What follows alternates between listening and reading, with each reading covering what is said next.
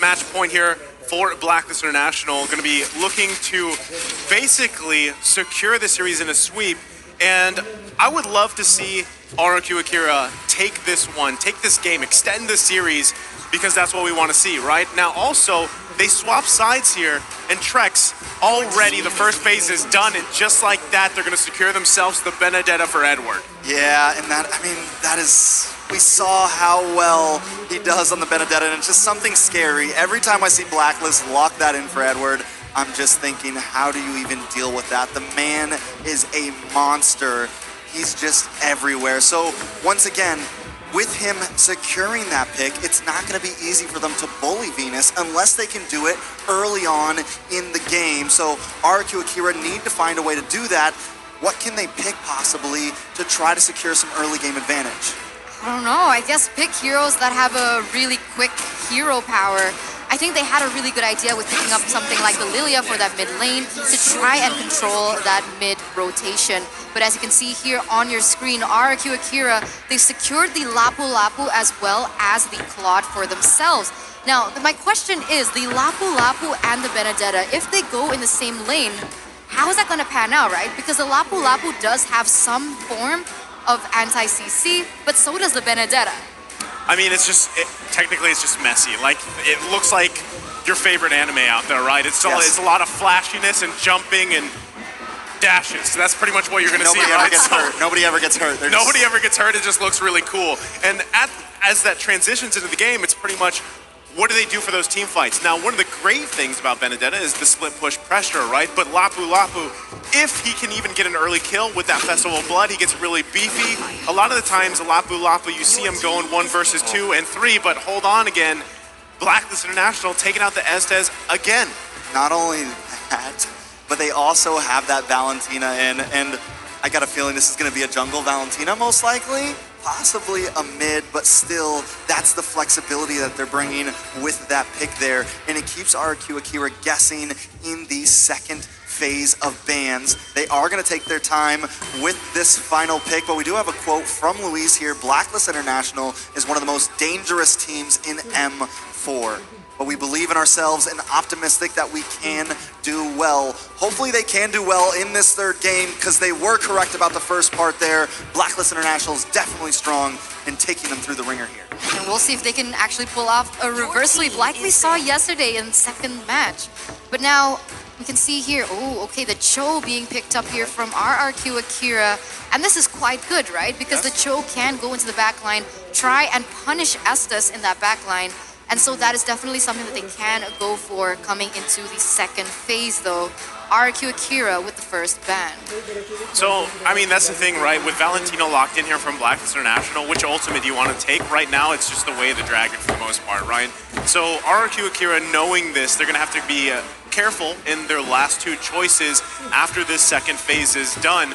But still, going back to the point when we saw Estes pop up in the first game, you've got to be able to work around that sustain. You need to have an answer for that, because what we've seen so far, the trend through this series also with Blacklist International is, if they don't want to fight you, they just disengage, right? And that's something that works so well for these first three heroes that they have here. So RRQ AKIRA locking in this Cho is a great option to pick your fights. That's literally what you want to do.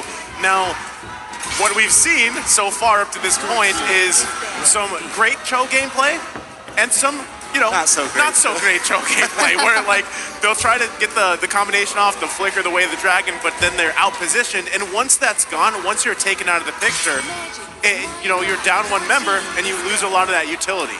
So I really liked the Barat's ban here. I feel like they're thinking a bit ahead. I was expecting a Fredorin ban after this to really make sure that Blacklist can't secure that super beefy lineup here, right? Now, speaking of the not so great picks from a Cho, right? If Oheb can secure something again, like, I mean, of course the carry's gone now, but the Beatrix still up, still plenty of options for him. They're going to need to worry about him, because every time Luis goes in with this Cho, he's going to get melted down. So he's either going to need to use that aggressiveness early on to focus down onto Venus and try to make plays happen, because if it goes too long once again, it's going to be far too late to turn. I agree with you. And now the last ban coming in from Farsa, from Blacklist, is going to be that Farsa. And now RRQ AKIRA, they have the first pick. It's interesting because I'm also reading the comments of the live chat, right? And a lot of people have actually mentioned that a great way to counter Blacklist is more AoE damage. So perhaps we might see that coming in from RRQ AKIRA. And we kind of get that from the Xavier, right? It's scary because it's very easy to counter because of how immobile Xavier is as a hero. But if the Xavier has a good time in the laning phase, is able to get those core items for that damage, the spammability of the ultimate to be able to, 1, deal the burst damage, and to 2, open up vision on the map is going to be huge for them. I like that you pointed out there, right? Because I know there's a lot of highly ranked people watching the M series here. Oh yeah, the best. And the All best. the pros. And that's the thing though, right? Yes, AoE is a great thing, but if it's just healed back up and you pretty much used all your AoE, then But they you know have two. that well if you have yeah, you have the Xavier, but also like you still need to be able to follow up on that when it's healed back up. And now something we haven't seen often up to this point is this combination that we saw so much of in previous even MPL regions. The Valentina does get rotated there over into the jungle, but RRQ AKIRA was quick. They already knew what they wanted to pick as their jungle. They didn't waste any time. They picked up the Basha. Now we haven't seen that many great things from the Basha so far, and with this being game point, the question is, will it succeed? Now RRQ AKIRA has their backs against the wall right now. This is match point for Blacklist. They're going to need to pull a lot of tricks out of a lot of hats right now if they want to succeed in this, and it's definitely not going to be easy. The question on everyone's mind in the stands, in the live chat, is definitely if they can do it. The RQ fans want to help them out here, but I just don't know if they're going to be able to make it. So now, as we go into the land of Dawn, Blacklist trying to secure match point against RRQ AKIRA. RRQ AKIRA trying to defend and maybe take this to a game 4 or 5. Eterna, can they do it? That's the question. The odds are stacked against them this time. And even looking at the drafts, Blacklist have drafted themselves in a way that they are so sustainable, right? They have the AoE healing coming in from Oh My Venus, as well as, wait a second here, Sagan gonna get caught really low. And this is scary, right? Because we need the Xavier to be able to scale with the Clock of Destiny and the Lightning Truncheon as well. And if that doesn't happen, I'm doubting if RRQ AKIRA have enough damage to penetrate through the healing coming in from Oh My Venus, as well as that extra HP from the Faramis. Yeah, already Blacklist being very aggressive. And it's almost surprising because you see the Estes and you expect there not to be too much, but they're just so good. They have so much faith in Oh My Venus that they're willing to just push forward and get as much damage in that mid lane as possible. Now, Edward and Takashi also having this faded anime battle, as Naisu predicted. Definitely very entertaining, but possible action up in the top side. Naisu, how do you feel about that matchup? Well, overall, I mean, it's really, I don't expect anyone to go down before that first turtle anyway, but I mean, we didn't even get a chance to talk about the Baksha pick, right, that much, because King rolling with this option here. Rolling. Literally, pun intended. The thing is we haven't seen Baksha too much, but it's still a great utility tank jungler here. But already, you know, Luis doesn't have that Way of the Dragon, but should be able to get out just fine. And that's the thing, right? It's Wise that is going to be playing that Valentina like we saw here. And now you have that option, that dynamic. What ultimates do we take? How do we use it? Turtle coming up here in just a couple seconds. Let's see how this all plays out here. We'll see exactly how this pans out. Remember, RRQ Brazil, they need Sagan to get that level 4, which he hasn't, but Takashi here already. Oh, they're gonna crash down on Wise. They're gonna get the Cult Altar out here, but it's a first blood for Takashi. Able to secure himself the first one. Now Edward gonna be the focus. Has to get back to the turret. And this could be the first turtle going in the hands of RRQ AKIRA. Oh My Venus there, trying to get some vision available, but look at the first! Takashi comes in, able to grab another.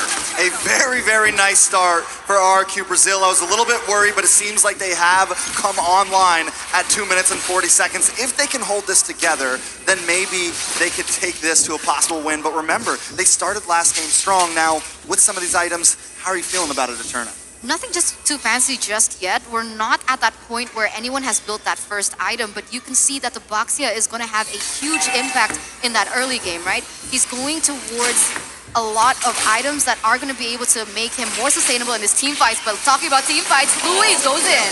Luis able to take down Oh My Venus, and now they're going to be focusing on Haji here. He's trying to get out, had to use that Purify as well. Purifies out of it and lives to fight another day. So right there with the Basha, we're already starting to see with that Tortoise Poisons, with that ultimate, I love the name of that ultimate, by the way.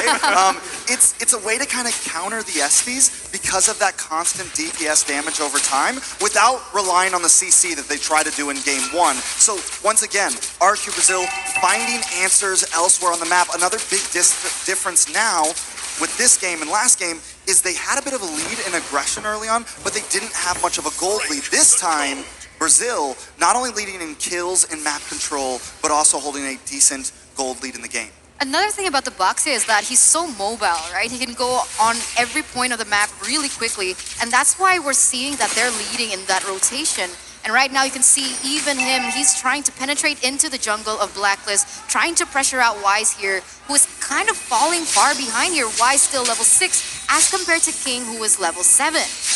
I mean, he's doing a great job, right? King knows the lead that he has, knows the mobility advantage that he has as well, and he's playing around that. That's exactly what RRQ AKIRA needs to do here. This is the refined version, or at least playstyle that they went with, and that they're executing really well.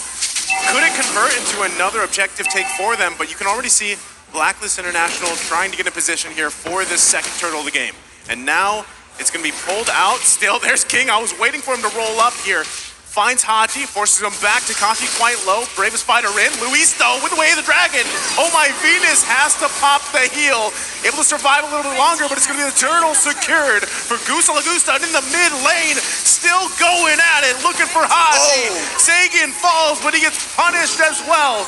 2 down for Blacklist International. That is a good trade, though. I mean, 2 for 1, plus the turtle in the hands of Brazil here. I think they were listening to you, Eterna, because they have been focusing hard on Venus. In literally the first few minutes, 2 kills on a Venus. This is going to slow him down so much. And Blacklist, for the first time in 3 games, fallen behind. Oh, but right now we're taking a look at the items here in the 5th minute. We see that Claude already built up his DHS, but Luis, man, oh man. As aggressive as he can be at the moment, and you just saw Oheb secure that BOD. So DHS versus BOD, it seems like Oheb has actually reached that power spike a little bit earlier, since of course Gusta Lagusta is still waiting on that golden staff, which means when they go in for 5v5, Blacklist might have the better upper hand if they play the team fight a little bit better and try shut down Luis from taking out Oh My Venus in the backline. Yeah, I think this is the first time we've really seen Luis feel comfortable while playing along with Takashi, right? At least in the knockout stage. Both of them just having fun with this. Not only that, another big thing to point out, that gold lane tower is gone. And this is exactly what Gusta Lagusta wants. The only downfall, the only worry I have on my mind for Brazil right now is once again, no kills on Oheb. And I'm pretty sure he's already got that bod locked in. He's got the boots locked in. He's going to start dealing some damage if he gets involved into these fights, which look at him already into the mid lane. Look at here on the bottom side, Edward using the electro final blow to get out of there. But, you know, Takashi's doing work here for RRQ AKIRA. It's 3K gold lead at this point in the game, almost to the 7-minute mark. Next turtle is going to be up here in just a second, and RRQ AKIRA is in a great position to contest it as they focus on Oh My Venus. Dawning Light going to miss just barely here by an edge, and now it's Edward going in. There's the Colt Ulcer to respond. The kick comes out. Nobody going down just yet. RRQ AKIRA running. It's Saigon that falls under the turret. Oh man, with 1 member down, now Blacklist, they're gonna have the upper hand when it comes down to this neutral objective take. They're gonna get that turtle for free, and they're gonna be able to push the limits a bit more. RRQ Brazil, though, they're still leading, but look at how aggressive they start to go in that top side. Gusta Lagusta forced to retreat as of right now, as in the bottom side. Wow, Takashi and Edward still going out of here on the bottom side, holding on to that turret, half health here. The enemy battle continues. Takashi looking to get in position, just going to focus on the turret. Can't get it though as the last minion goes down there, so still a back and forth. But Blacklist International lessening the gold lead from RRQ AKIRA. Yeah, all it took was a second, and this is what Blacklist is known for, the rubber band right around that mid-game power spike. Now it seems like the sustainability is coming in check. I mean, you have the Estes, plus you have this Fermis, and as we saw earlier, RRQ Brazil brought out all the guns. They brought out everything they could in that mid-lane skirmish and just didn't put a dent into Blacklist. I'm wondering if it has anything to do with these items. I mean, to be honest, RRQ Brazil, they really need this Claude to start popping off, because if we take a look at that gold gap, it's quite evident, right? He is trying to get that cross corrosion sight with the Swift crossbow, but I'm wondering if it's gonna pop up fast enough and if the damage is gonna be enough, because once again, I'm still doubting. I mean, I'm still very concerned of how sustainable Blacklist is going to be, especially now that we see that RRQ Brazil, they haven't had any chance to pick up an anti-regen item. I mean, but Brazil is still being proactive on the map right now, still being aggressive. They've taken another tower in the gold side, and Blacklist, on the other hand, has only taken one from Brazil. Now, Turtle is going to be, Lord will be up in just very soon. So if Brazil can possibly secure this next major huge objective, it could help some secure this mid-game, but it's definitely not going to be easy. The gold has led up a little bit in the hands of Brazil. Now, I'm feeling good about it. I'm hoping Brazil can bring us to another game, but it's definitely not going to be easy. Yeah, I mean, they're in a good position here, and that's why they're going to go ahead and start up the Lord Dance. Wise holding on to that Way of the Dragon here.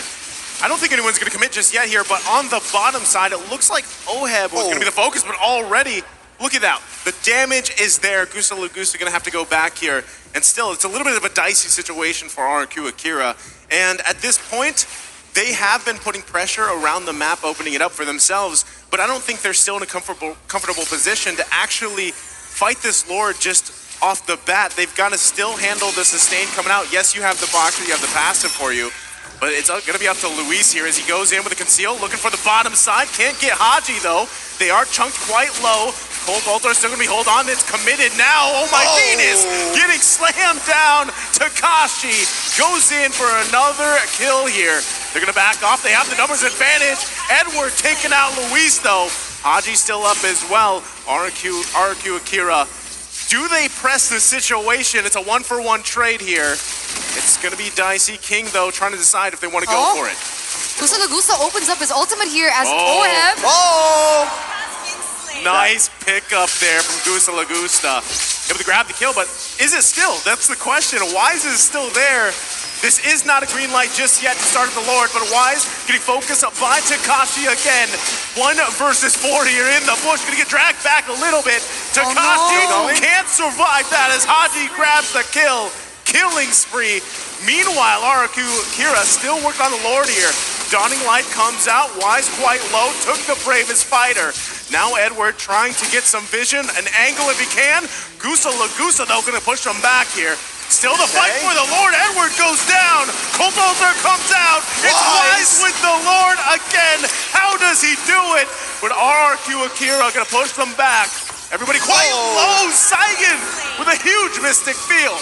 I mean, win or lose here. That was one intense Lord fight. And I like the fact that Brazil didn't force that Lord fight. They did lose out on the Lord, but overall, they're still kind of controlling the map here. They take another tower. Now, quick second, because Oheb's Beatrix has picked up 8 games in M, has been picked 8 games in M3 with an 87.5% win rate. You match that up with the Estes win rate from earlier for Venus, and it is definitely spelling out for trouble, Eterna. Oh, 100%. I mean, we're seeing the Filipino sniper himself go into action. I mean, need we remind you that he was the MVP of M3 finals, right? And he even was able to pick out a skin for M3. So coming into this game, I'm not really sure if RRQ Brazil want to do that same thing that they did. That fight was a little too prolonged, and when it gets prolonged like that, it feels like Blacklist has the upper hand because of the constant healing that is happening by Oh My Venus.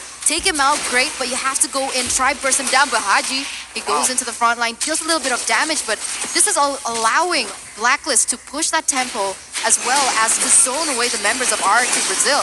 Well, they're still going to be working on this tier 2 here. They might just be able to get it cleanly as they do.